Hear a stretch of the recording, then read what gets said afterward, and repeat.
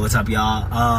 Manal Cape is out. Joshua Van is stepping in. I have zero idea on like the extent of Manal Cape's injuries, but I do know that I have the hottest prospect and probably the most exciting UFC flyweight in front of me. So really nothing changes for me as far as like what's in front of me. I got a gangster that's ready to take my head off and earn his name off of me. So appreciate the matchup, and then also just excited to just be in what I think is probably the most exciting matchup in the flyweight division and be aligned on the same flyweight title card as Pantoja and Kai Kara-France. So let's get it. Oh, baby, it's beef time, and I'm talking about Joshua Van. I just had to make a little video yapping about this man. I'm such a big fan of Joshua Van at this point. He's becoming my favorite fighter each and every day. The level of activity, the excitement in his style. There's just nothing to dislike about Joshua Van, the humble beginnings, right? This man just went out there after his beautiful performance at UFC 316, just went and bought his mama a house.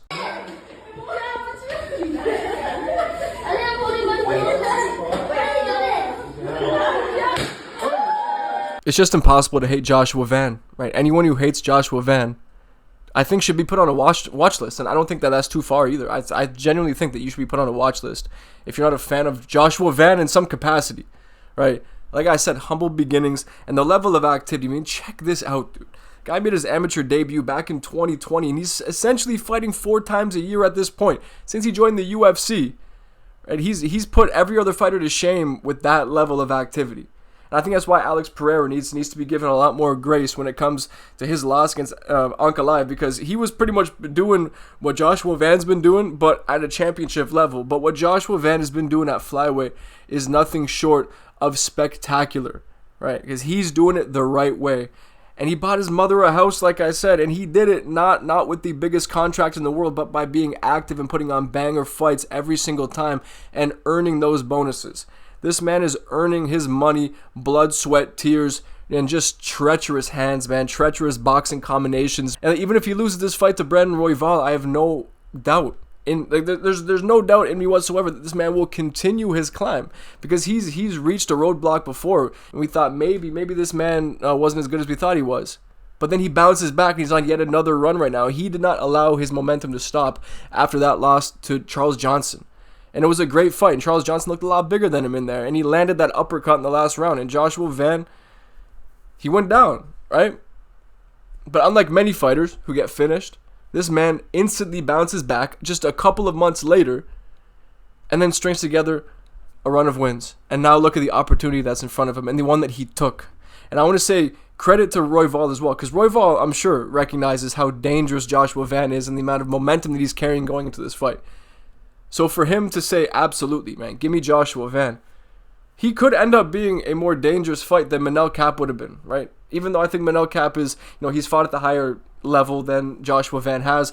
Although Van, like, you cannot underestimate somebody who's getting better and better fight over fight. And the reason why he's getting better and better fight over fight is because of that activity. That coupled with his age, right? He's at the age where rapid development can occur, right? Especially when you combine that as well with his physical gifts that he has, right? His athletic gifts. The man is simply doing it right. And at his age, like I keep saying, that level of activity can only benefit him, unless he's going out there getting his block knocked off every single time. But picking up this amount of octagon experience, and you can see it, right? Fight over fight, you can see the visible improvements in his game. And this activity is only helping him here. And how many times have we seen fighters regress because they're sitting on the sidelines for so long, waiting for the opportunity that they believe that they deserve, right? That they are feeling entitled to, and they get their opportunity, and then they look like a shell of their former selves because they just haven't been putting in the time in the cage. And that same criticism can be applied to someone like Colby Covington as well, right? Take a look at him on his rise. The man seemed to be very confident in his abilities, and compare that to how he's looked recently. After years and years of calling for title shots, I deserve this, I deserve that, right? Waiting for the right matchup, and then he finally would get his matchup that he's been asking for and sitting out for, and he looks like a shell of his former self because he just hasn't been putting in the time in the octagon where the real experience is gained, right? As I keep saying. And I think it's the same reason why Sean O'Malley got babied even harder against Merab the second time, because he sat out and he waited for the perfect fight, right? The correct fight for him, rather than just picking up that very, very valuable octagon experience. And then we can compare that to somebody like Merab, for example. I think he's the perfect example. The man is in his mid-30s at this point. He's potentially exiting his physical prime, yet every single fight we see him, he looks better and better and better and adds new wrinkles to his game every single time. And to directly compare that to Sean O'Malley, while Sean was sitting out and waiting and practicing semen retention and his red light therapy and all of his gimmicks, Merab was picking up that experience and going up against the dangerous man who is Umar Nurmagomedov, who was considered to be the nightmare matchup for him, right? And even though Merab isn't the most active fighter in the world, he's constantly calling for fights against the fighters who everyone wants to see him compete against. He ducks nobody. He's always in the gym. The man's always training. Everyone's heard the story that DC told about him after the first Sean O'Malley win or the Umar win, or he was on the treadmill the next day, right? He took no rest. That is how you become the best in the world right there. And then I compare that to the age that Joshua Van's currently at, and I just get so excited to see how this man shapes up in the future. You know what I mean? I can't wait, man, to imagine at the age of 23, imagine by the end of his career, but at the same time, there could be a drawback, you know what I mean? Right? His activity at his age could also be a bad thing. It's great for his development, but then when it comes to brain trauma and damage taken, obviously that could spell danger for him in the future. So I'm just hoping that with all this activity that he doesn't take too much damage along the way, because his most recent fights, he's just looked amazing, right? Against Ray Soraya, he didn't take a lot of damage. Bruno Silva, he kind of seemed pretty unscathed. The only fight in recent memory I could think of where Van took significant damage was against Shirez, because that was just a complete banger of a fight, and I'm very grateful for it. So as long as Van avoids those types of fights, as long as he's going to be this active, I believe that he has all the potential in the world to be a champion, like a serious fighter, man. And I give Joshua Van a pretty good shot in this fight here. I understand it's a very quick turnaround from his last fight against Bruno Silva, but he didn't take a whole lot of damage. Like, Bruno Silva did land a couple of decent shots, but for the most part, it was all Joshua Van. If anything, his hands would be the only thing injured, because he was piecing the shit out of Bruno Silva's face, very clearly. But Royval is no joke, of course. He's been in and around the top of the division for a long time now, and he's been in his best spell recently, right? He kind of fraud checked Tatsuro Taira, but with how good Royval is, it's hard to call that a fraud check, and I think Tatsuro Taira just ran into someone who's just higher level than him, and it was a great learning experience for him. But Royval seriously has some very high level, well-rounded skills. Great boxer. He has awesome hands, and he's very wiry as well, long arms, and he's good at keeping his opponents at range with his hands. And that's why I see like Joshua Van could be stifled here with the length of Royval, right? Royval may not be able to get him to the ground because he isn't the most physically imposing or even the best wrestler in the division. But if he is able to get Joshua Van to the ground, like, he's easily the highest level grappler that Joshua's gone up against. So if anyone's going to make Joshua Van tap or really threaten submissions against him, it would be someone like Royval. So this is by no means any easy fight, any easy road for Joshua Van to become the number one contender. But imagine he wins this fight and he gets that title shot. Is it conceivable that he could beat Pantoja? I mean, think about it. Think about the style. Very quick, compact boxer with stonewall takedown defense and a great gas tank. Joshua Van has not shown any real chinks in his armor when it comes to the gas tank, right? He never slows, and he throws very high volume. He has some of the highest strikes per minute of any fighter in the UFC. So imagine Pantoja goes out there, he employs a similar game plan, tries to bum rush Joshua Van, get him to the ground, and he fails. Right? Think about how Erceg was able to piece up Pantoja. Think about how Royval was able to piece him up.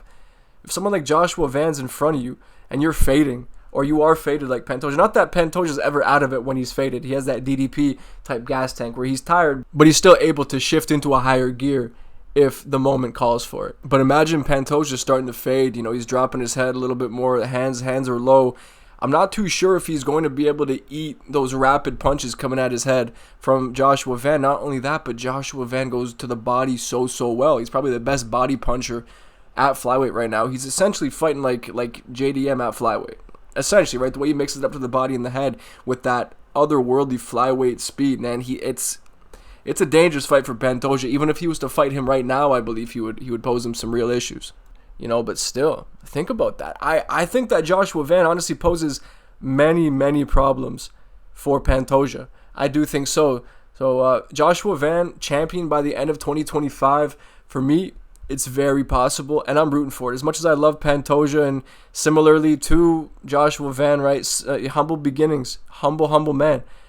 And I root for people like this. I just do. It's hard for me not to. These are the types of fighters I like to see winning. That's why, despite, a lot of people thinking that Merab might be a boring fighter, they don't like his style, whatever, don't give a shit, man, because that is the kind of man that I want to see winning. That's the kind of man that I want to see representing the belt, man. Not some fucking dude that looks like a fucking strip club bathroom stall. And how cool would it be to have a champion from Myanmar, of all countries? Right, a war-torn country with one of the longest ongoing civil wars known to man. So it's not inconceivable at all to assume that Joshua Van experienced some kind of atrocities in his own life. I'll be very frank with you guys. Most of my knowledge of Myanmar comes from Rambo 4. I'm not sure if you've seen Rambo 4, but it's the one where fucking Rambo gets on that turret and starts blowing everybody to bits. Yeah, like that takes place in Myanmar, I believe, but it's called Burma. Maybe formerly known as Burma, I'm not too sure.